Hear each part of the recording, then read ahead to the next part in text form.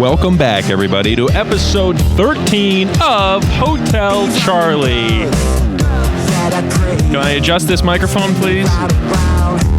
This is London Girls by Sterling Press. I don't know anything about this song or this band. I think I found it on Instagram. But let's get into episode 13. Alright. That's not really my kind of music, but I think it's fun to start the show. I think it's a fun one to start the show. I got it in my playlist. I must like it a little bit. What's up with you guys? Anything good? Anything sad? I have a sad story. Can I tell it? Am I allowed to be open with you guys? Can I tell you this sad story? I've been depressed lately. Depressed. Oh no. That's right. I've been depressed. Don't worry. Everything's all right. Now. But it started a couple weeks ago. I've just been struggling trying to find a job. I've been applying, getting interviews, getting turned down, and I didn't know where to go. But I ended up, turning to the bottle, doing a little drinking to subdue my feelings. And in this drunken stupor, one night I got out of my house. It was freezing cold out. I put on a jacket and went outside. And there's this bridge behind my neighborhood, like this old rickety bridge. I don't know if it's like this old rock wall, like narrow bridge over top this river. Big river in my state. And it's pretty secluded. And I was just standing on this bridge, drunk, freezing. And I was looking over the edge of it. The water's rolling over all the rocks. And I figured I was going to jump. I was thinking about jumping. And I put my foot up. I put my left foot up on the edge, and I was trying to get my balance with my hand. And before I could stand up, just all of a sudden there was a guy behind me. And I turned around, and his name was Ernie. And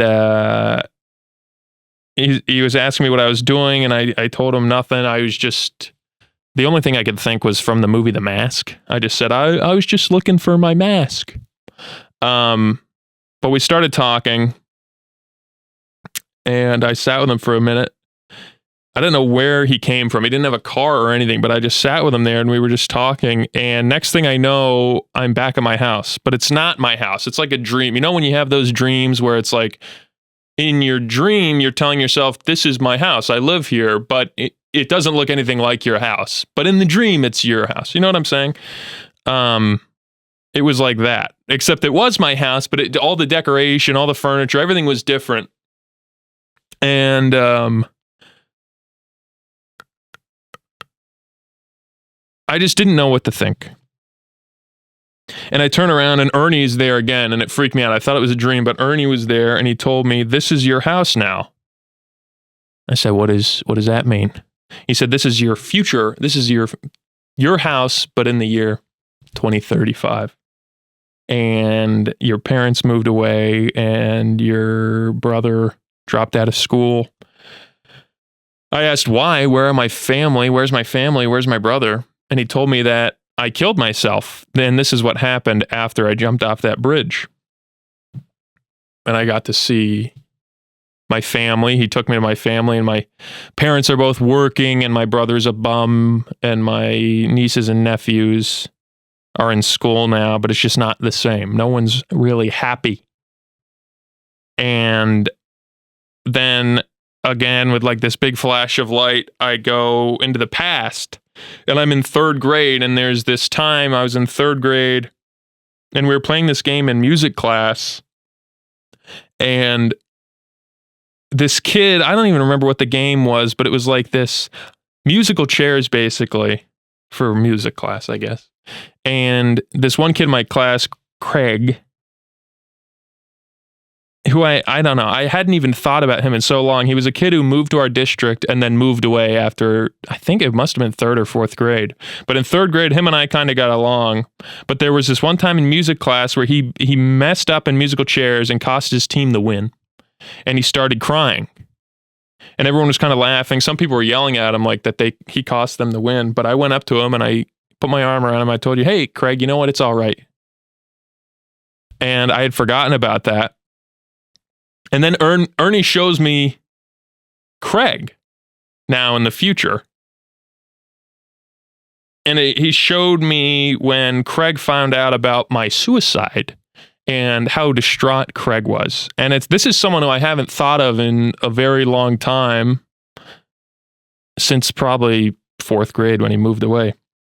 But I guess he found out that I died somehow through Facebook or whatever from friends who he still kept in contact with that grew up with me. And I saw how distraught he was.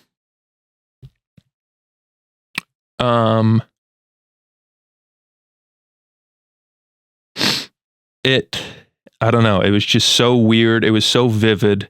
And I kept thinking it was a dream, but everything was so real. And even every time I've had a dream before, if I kind of notice I'm dreaming, I wake myself up. And this didn't happen then. Like all the wind, I could feel the wind. I could feel everything. I could feel every emotion. I could see my family right there. It wasn't this weird, underwater, weird dream thing like normal. It felt real. And then the next thing I know, I'm back on that bridge. And I look around and Ernie's not there. So I turned around and I went home and I went to bed. And I woke up the next morning and it was a new day and I had a new look on life. I appreciated the day. So I played Fortnite with Colin and I drank a bunch of beer. So that was my week. How are you guys? I got a wonderful life. That was pretty cool. I thought that was only something that could happen in a movie, but it does happen in real life. And if you want to believe me, if you don't believe me, go out and try to kill yourself and maybe you'll get your little guardian angel too. It might only happen to people who are important.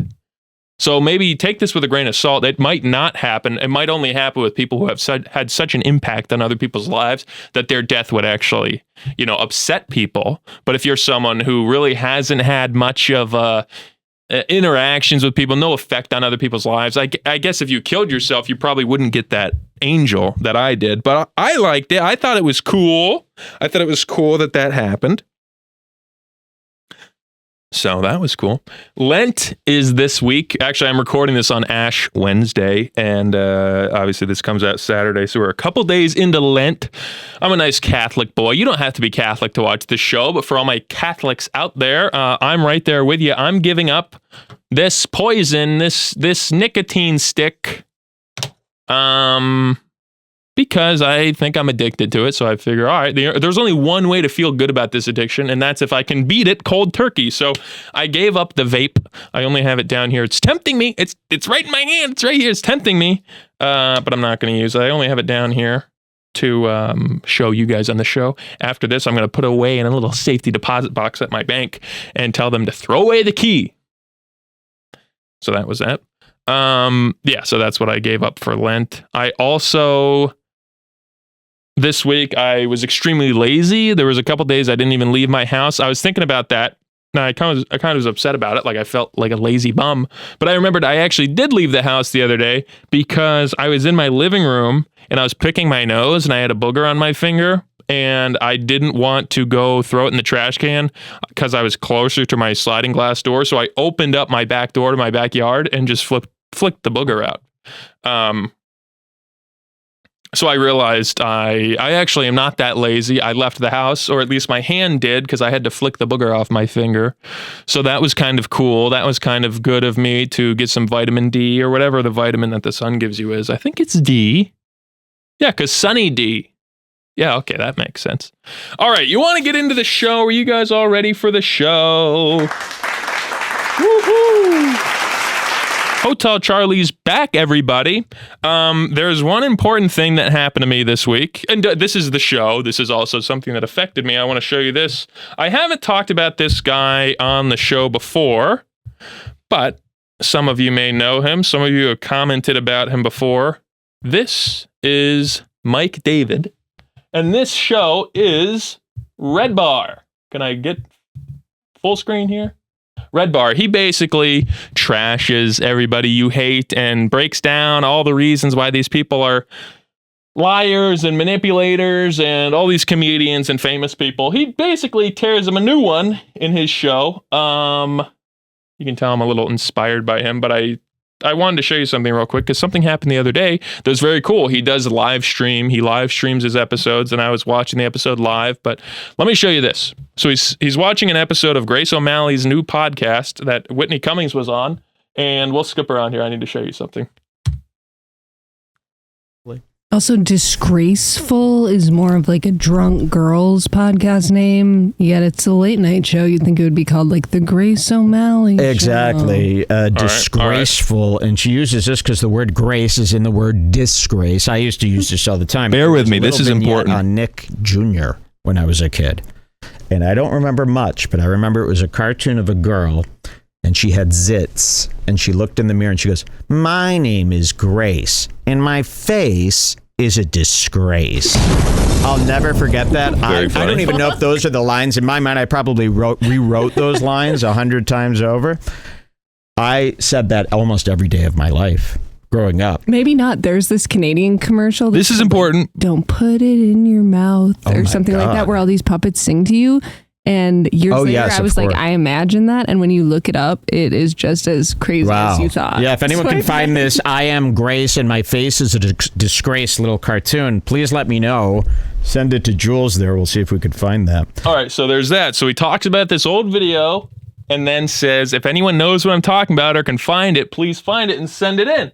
So, here we go. So now Grace, no. I'm watching live.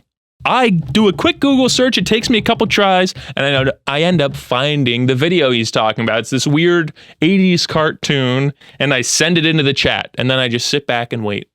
Oh, okay. So am I as amazing as the set is? Watch this. Is this the video you were referencing? I just texted it to you. Oh, let's see. So I'm watching this saying, is it the video I sent in? I'm so nervous. And I'll tell you, when I see it, it's going to be like those videos of a soldier seeing their son. I'm going to tear up. Let's see. And it was. This is the video I sent into the show. This is creepy. What were they doing? Oh my God. Grace by Tanya. Oh, this is it. This is it. This is the clip. Okay, it gets better. We're going to skip it ahead. Let me mute it and then skip. Where are we? You won $100. Wait, hold on. What? Here we go. Learn nothing from Green Day. Here we go. So then 2 minutes later, they watch the clip. They say, this is the clip we were talking about. It didn't seem like a world after Green Day. It seemed like a world before Green Day. Okay, wait, hold on. I gotta say, the guy who won that, I think his name was Harrison something. You won $100. You just won $100, buddy. Give him a round of applause. Harrison Brinker. That's right, everybody. I was mentioned on the great Redbar.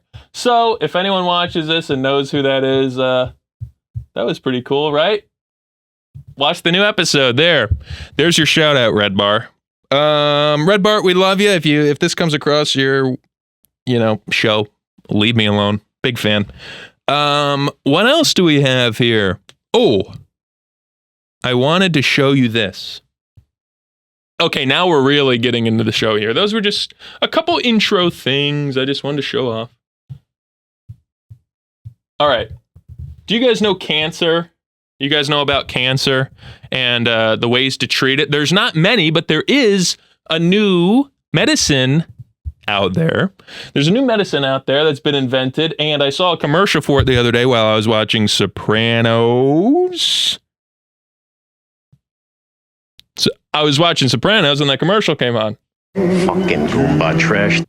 And I thought it was funny, and I wanted to show it to you guys. Tell me if you notice what I did about this commercial. We're going to let it play. It's only a minute long here. Let's watch. Sharing what you love.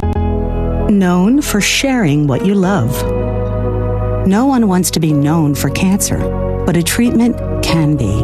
Keytruda is known to treat... Wait, first of all, that's a funny thing to say to a cancer patient. Hey, you're kind of known as the cancer guy. We think that's embarrassing, so you should come try our medicine. Okay. Cancer. FDA approved for 17 types of cancer, including certain early stage cancers. Oh! One of those cancers is triple-negative breast cancer. Triple-negative? Keytruda may I be thought used that was with good. chemotherapy medicines as treatment before surgery, and then continued alone after surgery. All right, this is the important part. Then we get to the side effects. So they start talking about this miracle drug, Keytruda. It's the key to happiness, or whatever they're trying to say. They get to the side effects. Remember, all you have is easy old cancer. There's ways to treat that. This is Keytruda ready to solve that, but here's the side effects. Cancer, and are at high risk of it coming back. Keytruda can cause your immune system to attack healthy parts of your body during or after treatment. This may be severe and lead to death.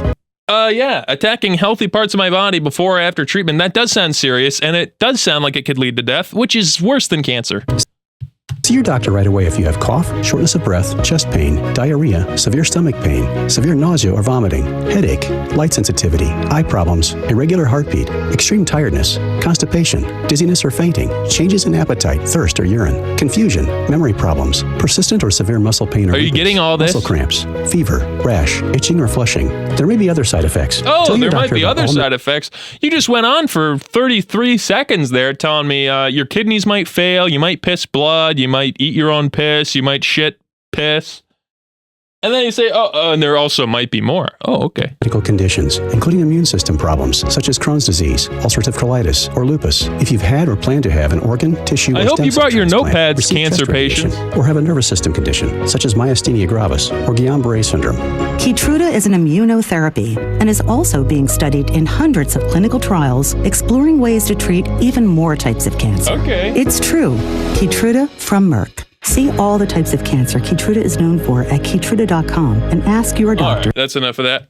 Isn't that insane? I mean, I know it's an old, stupid hack gag to do like, all the side effects are worse, but that seemed to stick out to me. That went on for a very long time. That commercial was a minute and a half, and a minute of it was just the side effects. I'm thinking if I got cancer, if I'm laying in my bed, struggling to get out, walk around because my asshole's falling apart from the inside, I might try this Keytruda. It sounds pretty good. It says it's, works on a couple different types of cancer, 17, I think, even early stage cancers and triple negative breast cancer.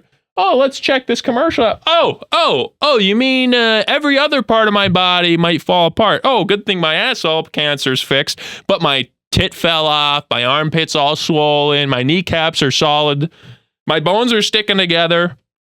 No thanks. I'd rather die of cancer. Isn't that crazy, guys? So next time you're watching Sopranos and you see a commercial about that, you can laugh and say, that is a crazy commercial, Harrison. Thanks for showing that to me. You're welcome. This is a quick one. I don't really have a ton of stuff prepared for this, but I just want to make it clear. The band, Rage Against the Machine, you guys know Killing in the Name. Yeah, Guitar Hero 3 or whatever. I hate them. I think they're annoying. I know I've done a couple episodes about music and musicians that I hate. Trust me, there's a lot of music I love. Watch last week's episode. I go through all my favorite artists. Rage Against the Machine, I hate. I saw this clip of them the other day. Maybe I'll just pull it up. Rage Against the Machine. I should just pick it up. Why not? All right, this is a TikTok, but you're going to have to just watch it. Let me pull it up for you. This is Rage Against the Machine on BBC, and they were told, because in their songs, they rage against the machine. They're cool guys. They're punk. They are not allowed to swear on TV, especially not on BBC. You can't swear on TV, not live. Well, you know what happens when you tell a bunch of punk rockers to do something, especially guys like this, Rage Against the Machine. Let's see if they listen to him.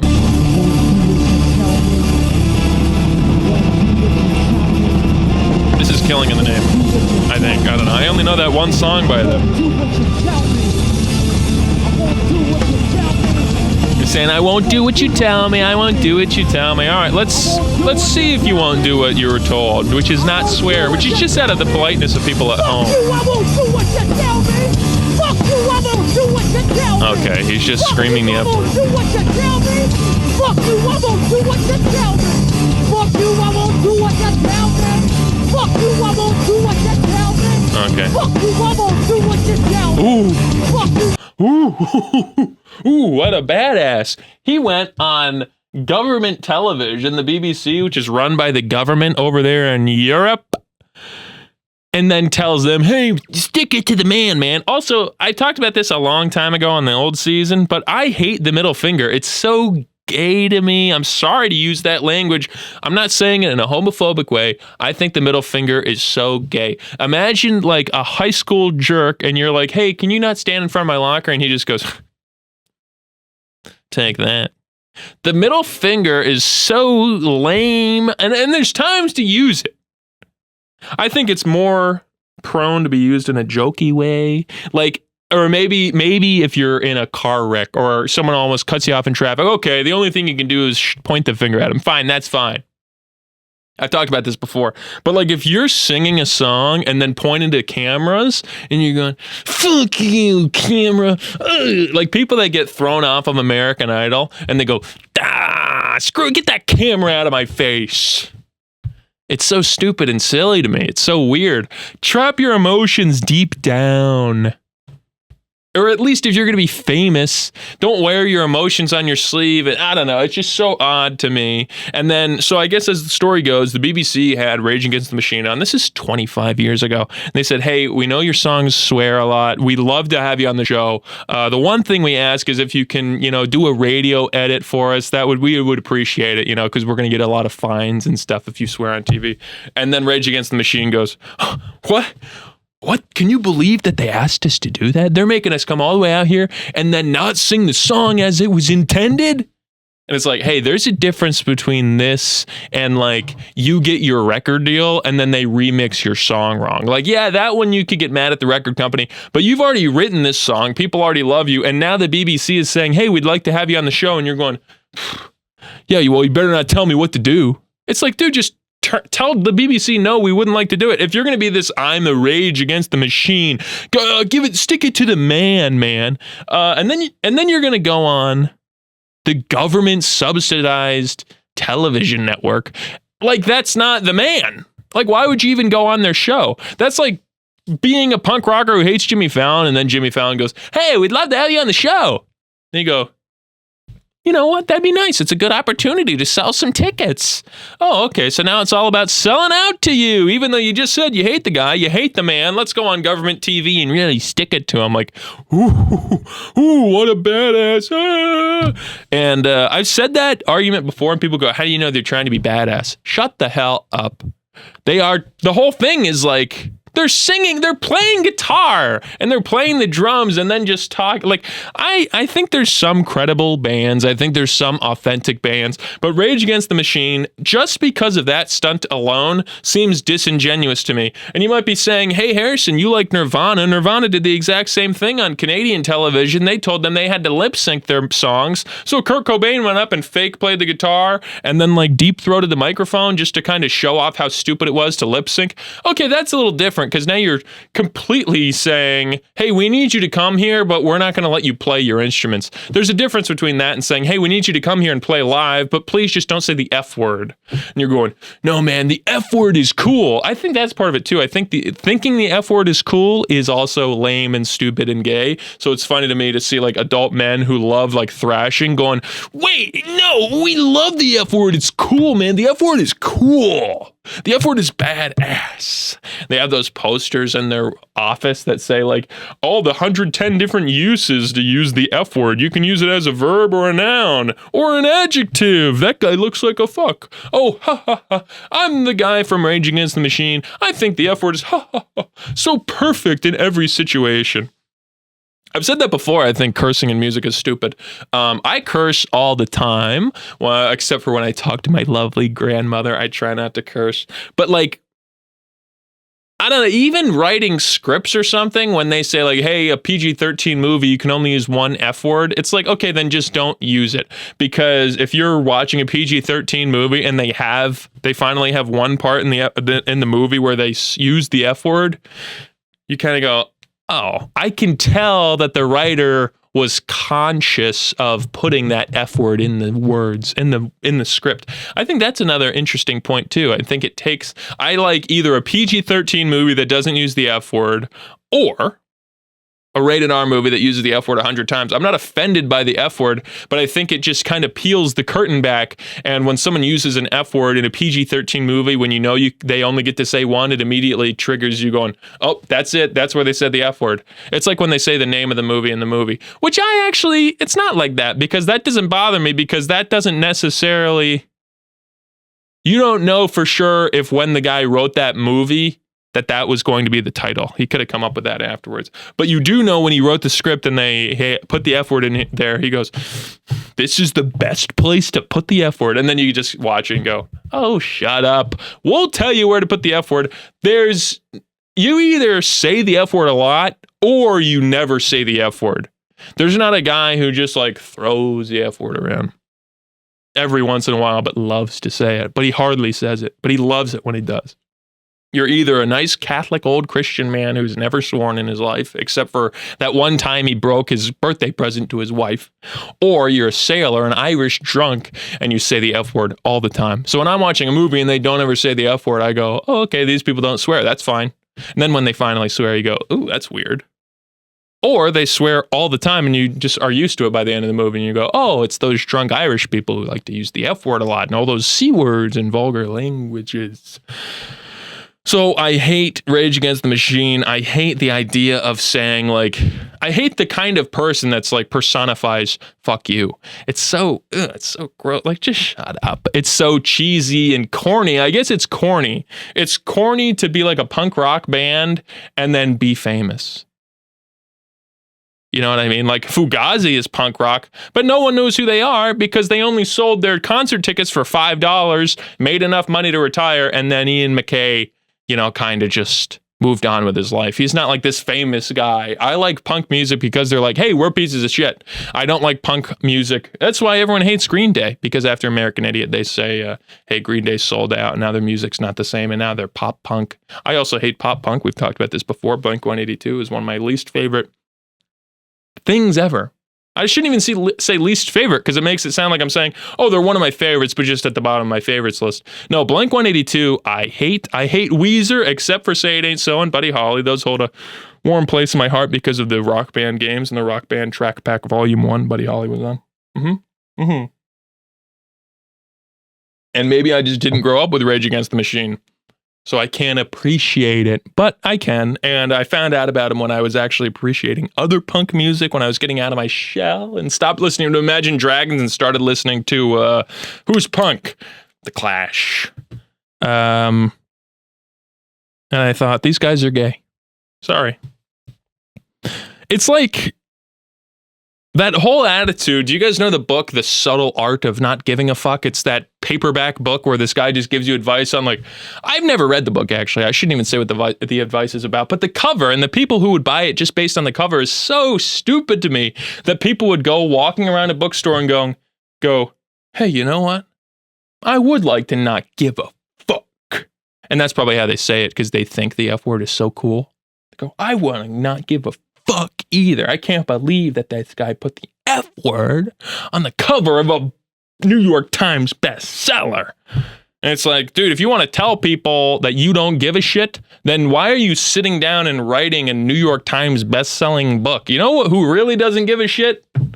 My fat uncle who's a drunk who doesn't have a job. That guy doesn't give a shit. He's not writing books anytime soon. So no, I'm not going to listen to the accredited author, the Nobel Prize winning, the Pulitzer Prize winning author, give me advice on how to go through life like a real cool guy who doesn't kind of really give a shit about nothing. It's like, how are you qualified to give the advice of how not to give a shit? You just sat and wrote for 2 years a book of life advice. And maybe I'm wrong. Maybe the whole thing is ironic, but the people that buy it are like, I think it's so lame to have bought that book because it's just like, it's proof that you walk into your roommate's room in college and he has that book and you go, oh, you want people to think you don't give a fuck, but you need to learn how to do it. That's not something you learn. It's like reading a book called How to Get Your Friends to Laugh. It's like, hey man, if you're in college and you don't know how to do that, that's fine, but don't start now, because it's not going to work. I took that advice. I took my own advice about that when it came to calculus. I tried to sit down and learn calculus because I went to college to become a civil engineer. I couldn't learn calculus. So you know what I did? I dropped out. That's what you should do. If you don't know how to be funny and you read the book and it doesn't work, just drop out of trying to be funny. Just be a regular guy. Just be an accountant, man. Just be an accountant who counts numbers and you say hello and you drink your coffee and you talk at the water cooler. You don't need to be cool. You don't need to not give a fuck. It's actually pretty important to give a fuck about things. Okay. I wanted to talk about something else. Speaking of not giving a fuck, this isn't something I didn't give a fuck about, but it's something that I did because I didn't realize I was doing it. This segment of the show is called Things I've Said Before That I Didn't Realize Were Racist. I have two examples, and they both are racist, and they both have the same thing to do with each other. Let me pull this up for you. So this goes back to 2020. Jason and I worked at FedEx together, and we were driving to work. We lived together, and we worked at the same place. We were driving to work together, and on the radio came this song. You guys know this song? You guys know this song? It's Brass Monkey, baby. All right, so we're going to fast forward it a little bit. Well, it's right here. Brass monkey. Brass monkey. That funky monkey. Okay, so we all know that song, Brass Monkey. We all know Brass Monkey. Well, Jason and I were walking into work, and we still had that song stuck in our heads. So I sang the song out loud, but as a joke. It's not fun to dissect humor, but I have to explain what I was doing. I know that the words of Brass Monkey are Brass Monkey, that funky monkey. It's about a drink. It's not about a real monkey. It's about a drink. Drink Brass Monkey, here's how you feel. And I was walking into work, and I said, Brass Monkey, that fucking monkey. Because I thought it would be funny to make people think that I didn't know the word was funky, and that I thought it was fucking. So I said, Brass Monkey, that fucking monkey. Here's where things got interesting. It was, as I said this, that a nice young black man was walking out of the building and passing by me. I had my attention focused on Jason. We were karaokeing the song a cappella style up to work. I wasn't noticing the black guy behind me when I sang Brass Monkey, that fucking monkey. And then we passed like ships in the night. And I was so terrified immediately because not only, it wasn't that I said something racist, because I knew I didn't. The problem was, the thing I did was so stupid. Like the explanation of what I was doing was so unbelievable and stupid that even if if the guy thought that I was being racist and calling him an effing monkey, if he asked me what the hell I was thinking, my explanation would have made 0 sense. No one would have believed me. I was terrified. Luckily, the guy didn't kill me or punch me or whatever angry black people would do in that situation. Luckily, he just kept moving. But I thought, well, maybe he's not an angry black guy. Maybe he heard what I said that was so racist and thought like Al Sharpton about it. Like, oh boy, oh brother, wait till HR hears about this. So I was nervous for the rest of my shift that HR was going to come up to me and say, hey, did you call Clyde an effing monkey in the parking lot as a joke? I was nervous of this. But part 2 of the story, simultaneously, as I was nervous about this, I hated my job so much that when I was nervously fantasizing about getting called into HR because I called a black guy a racial slur, I was kind of thinking like, maybe I'll just tell him, yeah, I am racist, and just get fired and never have to come to work again. I hate my job. I wasn't actually saying anything racist. I was just quoting a joke about the Beastie Boys. But you know what? If you think I'm racist and I'm not really going to be able to really explain my way out of this, yeah, sure, I'm racist. Just send me home right now and lock me up and I'll never come back here again. It was all a misunderstanding. Anyway, so that was the first racist thing I said to somebody accidentally, or at least the first example. I have only one more, and it's... Unfortunately, I haven't learned my lesson because this is pretty much the exact same thing, but not exactly. Do you guys know Pee-wee's Big Adventure? Let's pull it up. You know this scene when he's talking to Francis, he's about to ride his bike around town. This is right in the beginning of the movie. This is Pee-wee's Big Adventure. Let's watch this. They're getting into an argument. Not you are. No way. Knock it off. Cut it out. Oh, shut up, Pee-wee. Why don't you make me? Why don't you make me? Because I don't make monkeys. I just train them. Oh, Pee-wee, listen to... Okay, so we heard that part, right? Let's rewind it. Because I don't make monkeys. I just train them. Oh, Pee-wee. You might know where this is going. Well, back in this is fourth grade. Back in fourth grade, I was friends with a black man named Troy. And we would get into arguments every once in a while. We were good friends, so we'd kind of bust each other's balls. But one day, I can't even remember what happened. I just remember the ending. One day, he came up to me and said something to me, and I think I must have said something like, "Hey, shut up." So he says to me, "Why don't you make me?"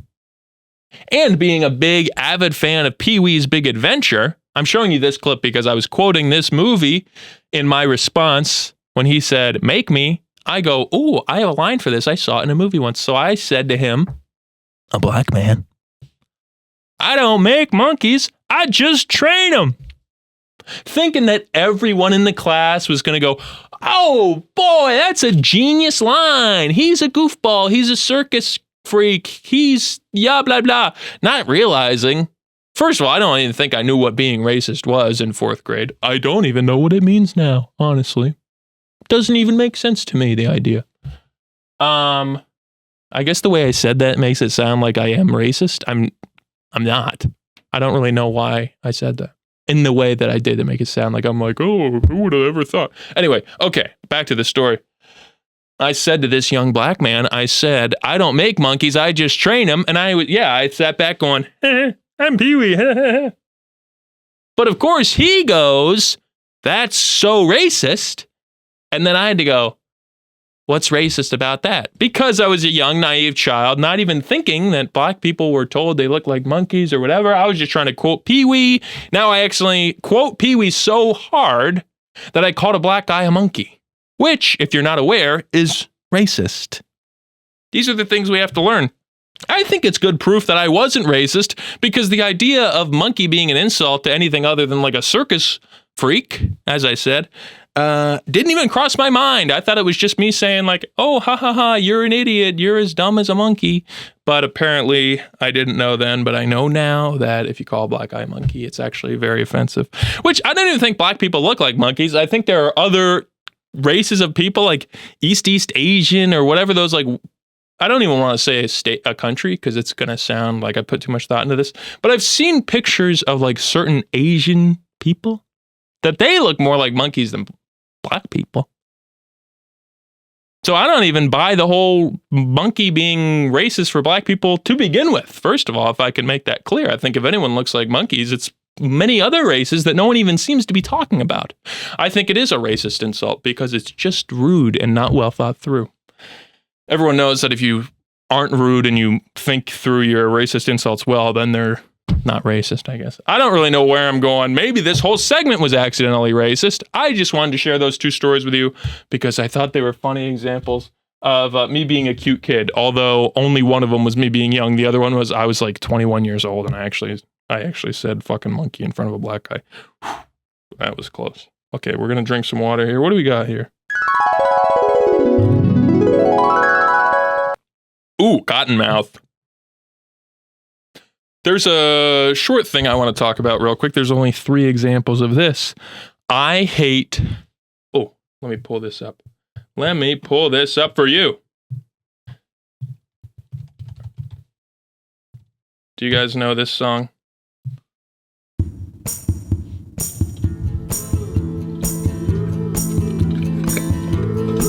Are you guys aware? This is also in this show, The Sopranos. This is New Slang by the Shins. Do you guys know this song? All right, we won't get copyrighted for it. I'll turn it off. The reason I pull that up is because I hate New Slang. And no, not the song. I actually love that song. It's always in my top 10 Spotify Wrapped at the end of the year. But I hate actual new slang that the high schoolers are using. This isn't going to be a long segment because it's so easy to understand what I'm saying. Let me pull my notes up here. I hate this phenomenon with new slang. When people take a word that's already slang, pick a synonym of that word, and then reintroduce it into the vernacular and pretend like that's a new word. For example, people will be passing around a joint, right? Sitting in a circle by a campfire, and the guy next to you, if you have the joint in your hand, the guy next to you will go, hey, can you pass that over? Let me get a hit. Right? I've never smoked weed by a campfire. I'm just assuming this is how they talk. Hey, can you pass that joint over? I'd like to take a hit of that joint. Well, that's what people used to say, but now kids say, hey, can you pass that joint over? Let me slap. Hey, you got a vape? Hey, let me slap that. Instead of hit, oh, that song slaps. That song's a hit. It's so weird to me that hit was already slang. Like, it's not like before that when you said, hey, let me take a hit of that joint, you weren't saying you wanted to hit it. You weren't saying that that song is a hit because you wanted to punch someone who sang it. You were already using slang words. I don't even know where the term hit came from. Maybe it was from hitting a jukebox because you loved the song so much. Oh, someone put on a Sweet Caroline. Oh, I'm going to punch this jukebox because I love that song. And someone goes, hey, we should call that a hit, see? Anyway, that term has evolved and people wanted to change it. Sure, I understand language changes, but can we do it in a way that's not so lazy? When finally someone says, hey, the copyright on a hit is up. What should we change it to? And then the tard in the office goes, we should just change it to slap. Hit and slap mean the same thing. It's like, well, yeah, they do when you're talking about like hitting someone or smacking someone or punching or slapping. But that's not what we're talking about. We're already using it in a way that it's not meant to be used. So shouldn't we just use a new word like flubber? Oh, that song's flubber, man. Hey, let me get a flubber of that joint. I think it's lazy. I think another one, this also has to do with weed. I think it's because people that smoke weed are creative, so they come up with all the new slang. But you guys know the movie Half Baked with Dave Chappelle? This is a term, of course. You smoke a bunch of weed. Maybe it's all to do with weed. I just said that, actually. You smoke a bunch of weed and you, whatever happens, and then you're baked. Right? Like a potato. You're baked. That's what they say. When you smoke a bunch of weed, you get baked. Well, we thought that the jurisdiction on that word was up. The statute of limitations on the word baked, the term baked, was up.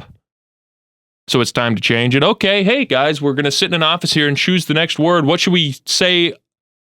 What should we say instead of baked when we talk about smoking a bunch of weed? Oh, we should change it to fried. Okay, Charles, are you just saying that because baked is a way to cook things and fried is also a way to cook things? Yeah.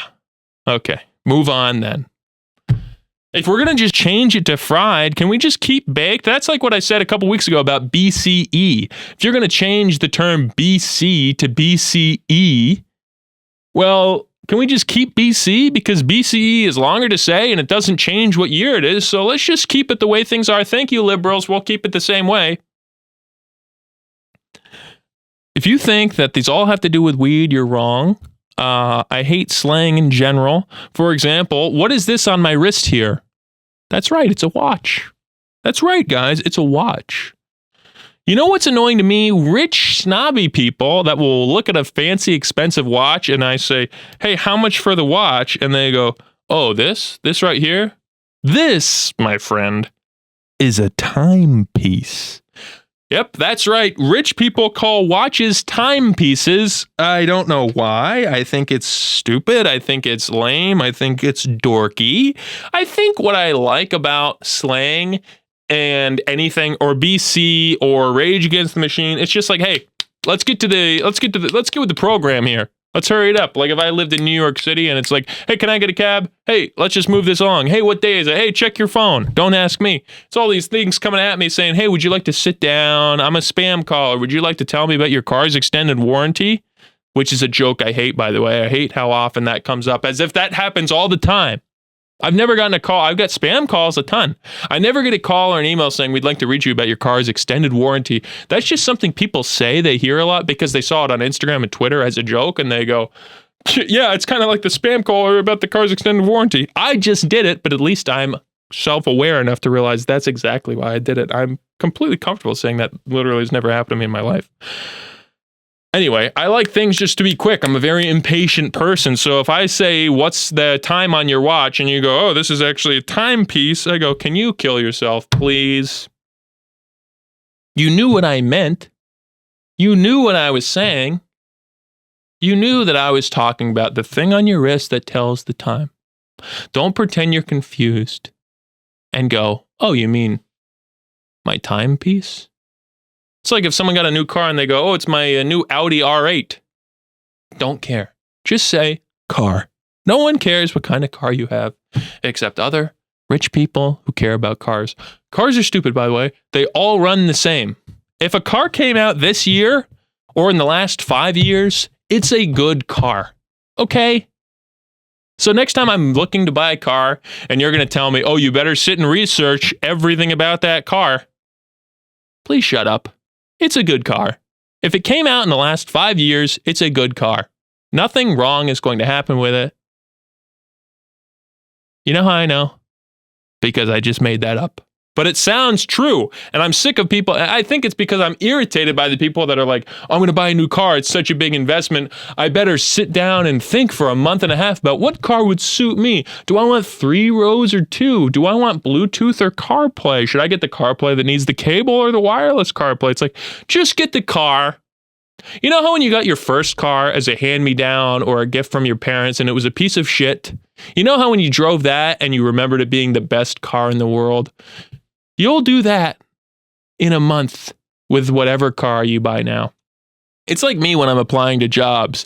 I'm constantly withholding the fact that if I'm applying for this job, I just want to come right out on the resume and just say, look, I might be underqualified, but just understand that if you give me this job, I will do everything in the job perfect. I'm not even saying I will go above and beyond to learn. I'm just saying it's repetition. I worked at a bullet factory for a year. I didn't know anything about bullets, but after a month there, I learned everything I needed to do at the job. So it's like the car. You drive a shitty car for a month and you start figuring out the ins and outs and you go, oh, that window doesn't roll down. Yeah, the AC only works on the one side, blah, blah, blah. You don't need to buy a new car and be so nervous about every single aspect of it working perfectly fine. You'll get used to everything that doesn't work about it. My point with the job is if someone thinks, hey, this is a resume for Harrison Brinker, he seems underqualified. It's like I should just write with big Sharpie on my resume saying, just give me the job, rest assured. Just trust me when I say in a month, I'll do everything I need to do and I'll do it well. I'm a good worker. I'm a hard worker.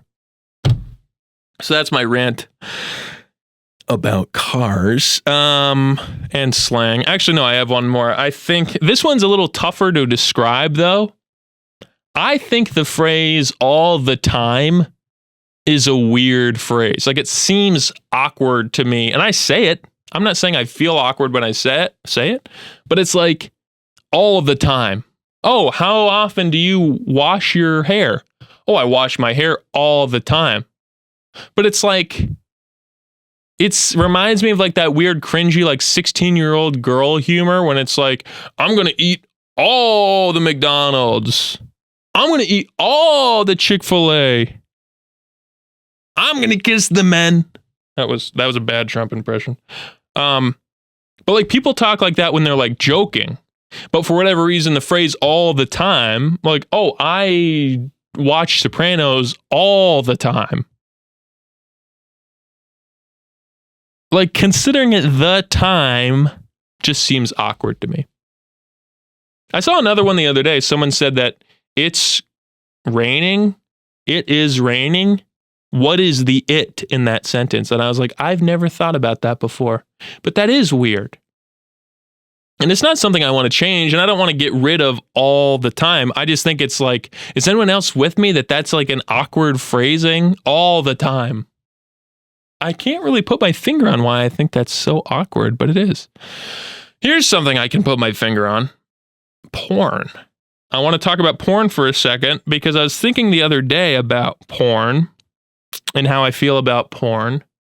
And I never realized this before, but the idea of a guy doing porn is so weird to me. Like, of course, there's that one famous porn guy, right? Johnny Sins. You all know him. We all love him here on the show, Johnny Sins. Whoop. Johnny Sins is the one guy who's famous for doing porn. But if you see porn, it's not like they're all with Johnny Sins. I'm trying to delicately explain this topic without making it sound like I love guys doing porn.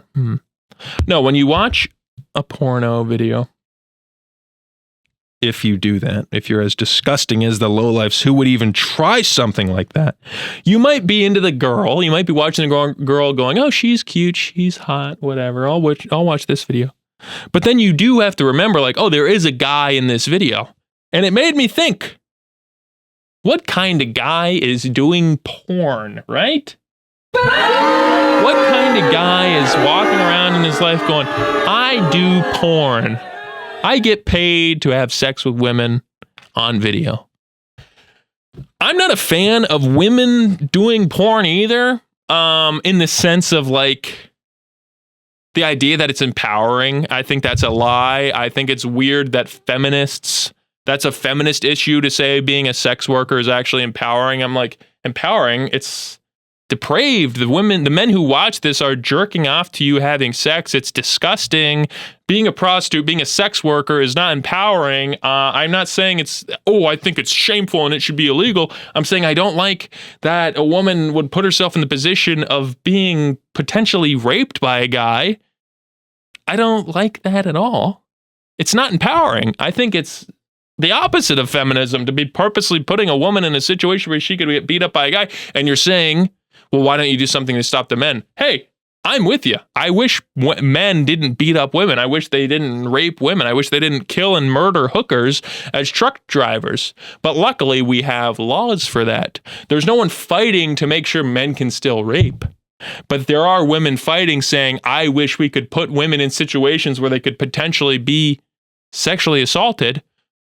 And that's being a prostitute, by the way. And the idea that a guy would go see a prostitute and not be like a scummy lowlife guy, that's just wrong. So you're purposely putting yourself, it's not like a cocktail waitress is as likely to be sexually assaulted as a prostitute, because that might happen to a cocktail waitress, but she's not in that situation.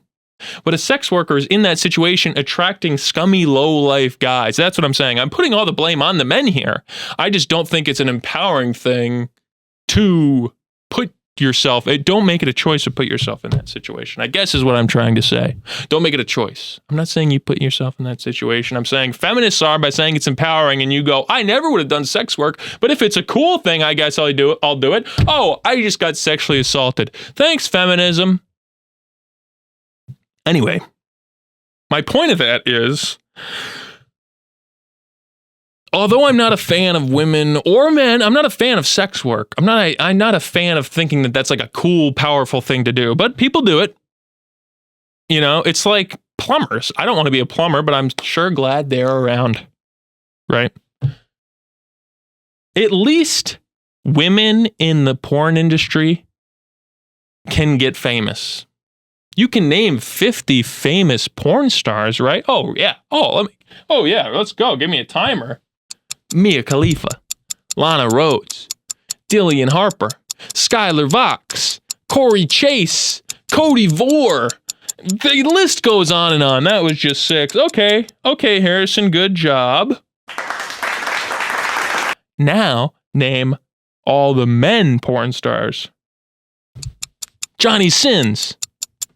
That's pretty much it, really.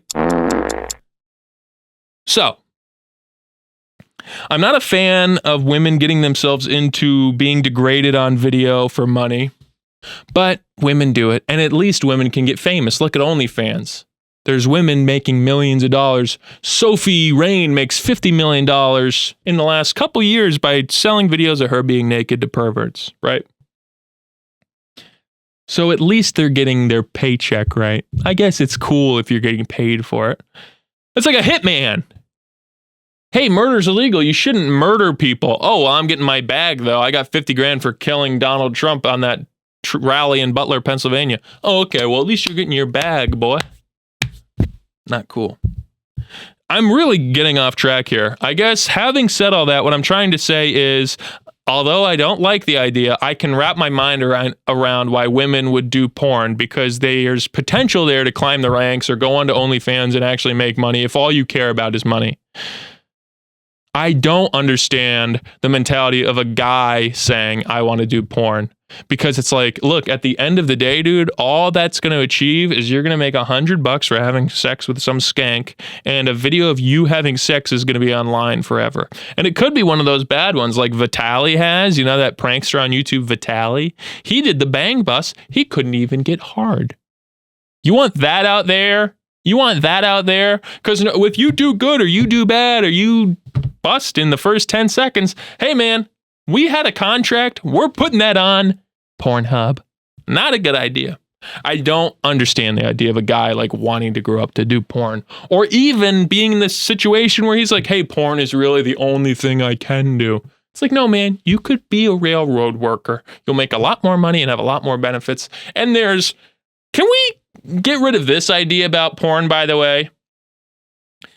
People thinking it's like, oh, I'm going to go to Hollywood and get famous. Oh, or you're going to end up just on a porn set. It's like, look, there's no famous actresses that accidentally became porn stars before they got famous. The only time that happened was with Sasha Grey when she was in like that Truth or Dare movie. And there's famous porn stars, like I said, but there's none of them crossing over into movies. The only other one is, what's her face? The one that sued Trump that time. Stormy Daniels was in 40-Year-Old Virgin, but she was only in that as a porn star. So that made sense. There's that weird concept of, yeah, like, oh, she's going to try to get famous. She'll probably end up on the casting couch and doing blowjobs for money. It's like, no, she wouldn't. Why? If I go to Hollywood to be famous and I'm a girl, if I say, hey, Mr. Producer, can I have a job? And he says, no, but I run a porn business and I'll film you having sex with a guy and I'll give you a job there. She'd probably go, never mind, no thanks. That's not really close to what I was talking about. I don't think any woman or man would go, okay, I guess I'll do porn to get my start in movies. What the hell? When has that ever worked? Other than that one Sasha Grey movie, and that movie sucked. Blumhouse? Boof. Hang on. I have another point about this. Speaking of porn and movies, I think it's funny. I think it's a stupid hack joke. How people say like, oh, the acting in porn is so bad.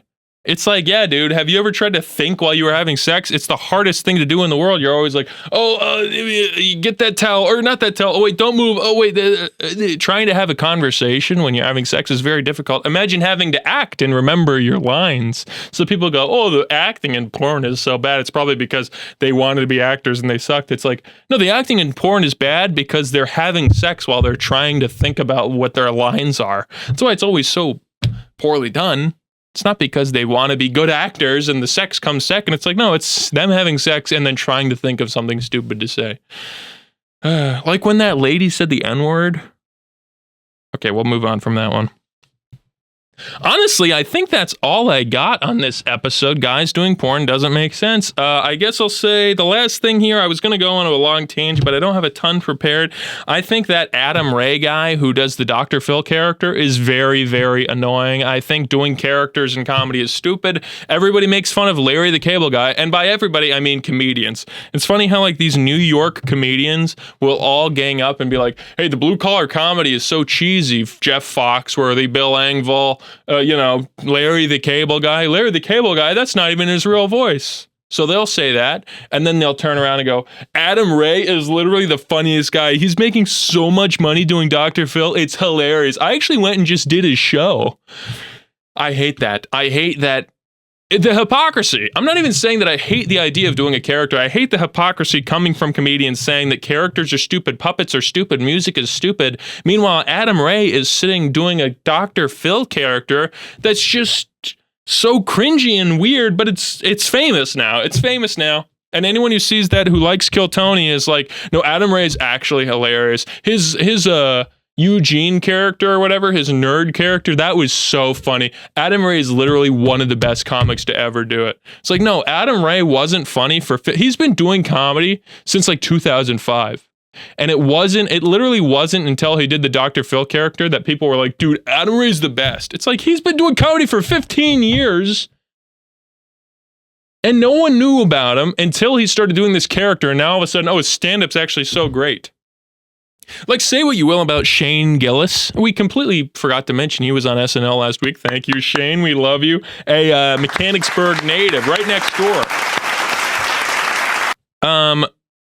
Say what you will about Shane Gillis, but he sprung to fame very fast. He started comedy in like 2014 and then now is literally the #1 most profiting comic of the year.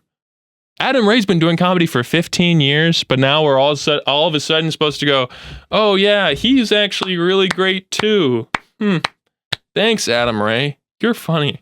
I don't think that. I guess that's really all I have to say about Adam Ray. I just don't find him interesting. And I saw him at Skankfest, and his stand-up was fine. But this Dr. Phil character is just cringy and weird. And I feel the same way I thought everyone else felt, which is we think ventriloquism is stupid. We think music is dumb. We think characters are dumb. Then he does Dr. Phil, and I'm supposed to go, wait, you guys all said that was stupid. Now it's funny because he was rich? Who cares? Anyway. I really think that's all I have. If you're new to this channel, I guess subscribe if you want to subscribe. If you're only watching this because of the Redbar thing, please leave me alone. I'm in the BBG, I'll leave you alone. Please don't talk about this to anybody. I just thought that was cool that my name was said on the show. Please leave me alone. If you're not a fan of Redbar and you don't know who he is and you're wondering why I'm talking like this, believe me, this could be bad. So I urge you to just leave me alone with that one. If you thought this was fun, I guess, if you haven't watched this show before and you want to watch more, subscribe. This is episode 13. We've got 12 more episodes for you. Go over to the last season and watch all the ones I filmed while I was in Utah. Go over to my Patreon and admit it. I don't feel bad saying to follow the Patreon because I give a precaution, which is that there's nothing over there. If you want to give me a couple bucks for literally nothing, I'll appreciate it. But for right now, there's nothing on the Patreon except for a couple videos I made with Colin like 3 months ago. I wanted to give a shout out, but I'll give it next week because I was going to shout people out, but I was like, this is the end of the episode. They probably won't even see it. Actually, I'll do it right now. Okay, I'm going to give a shout out to my 2 oldest fans, which are Binklebing and Gup Pepe. One of those was also named Titty at one point. I can't remember. I'm sorry if I pronounced that wrong. Binklebing and Gup Pepe or Gupepe. You guys are my #1 fans, and I appreciate you sticking around for so long. So if you see this, please leave a comment. It always warms my heart to see you guys comment. It makes me feel nice. Anyway, yeah, like the video, whatever. All the usual crap you have to say at the end of an episode to try to like beg people to give you money. I don't know. You don't have to give me money. Just subscribe if you thought this was funny, I guess. I don't know. All right, we'll see you all later. Bye. Bye, everybody. Thanks for watching, and remember to subscribe. Sorry to everyone who likes Rage Against the Machine. I didn't mean anything I said. I actually think those guys are awesome. I think saying fuck you to people is cool.